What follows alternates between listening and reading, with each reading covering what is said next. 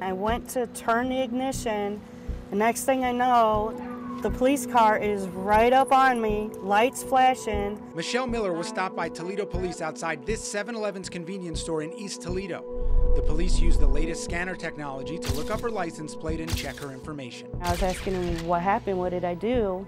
And he told me I had a warrant. Turns out Miller didn't have a warrant, but her social security number did, mistakenly attached to the warrant for this man, Charles Jones, wanted in Montgomery County, Ohio. So how did this case of mistaken identity happen? Well, the Montgomery County Sheriff's Department tells us a deputy probably typed in the wrong number when putting in Jones's information. Or Jones himself could have lied about his social security number. The result is the same. Miller's social security number is now attached to Jones and his criminal record.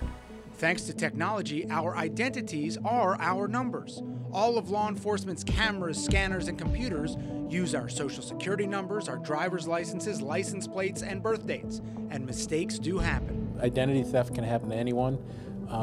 Someone transposing numbers could happen to anyone. Toledo Police Department Deputy Chief George Taylor says technology helps his officers immensely, but no system is perfect. People are always getting information in mail that wasn't intended for them because there's some sort of data that's corrupted or incorrect and it went to the wrong person.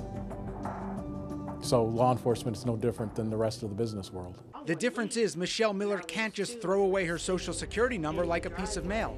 This is almost a permanent mistake. Think of it like this.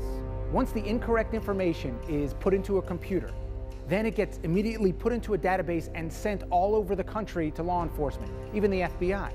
Then even if Montgomery County tries to fix the situation, there's not much they can do. The fact that Miller's social security number was used as an alias by Jones, that stays in the record. It's as complicated as trying to get your credit record to show that identity theft isn't you, because of all the people that feed into that one central database. So Michelle could go anywhere in the country, and a scan of her license plate or license could once again turn up this same warrant. You're in trouble and now you have to get yourself out of it. There's nobody to really help you. It's impossible to know how many cases like this pop up around the country.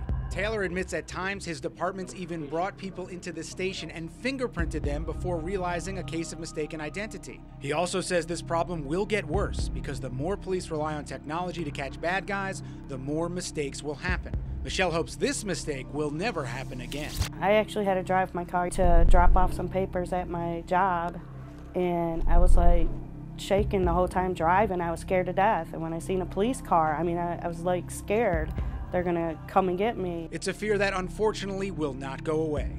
I'm consumer investigator Craig Thomas, WTOL 11.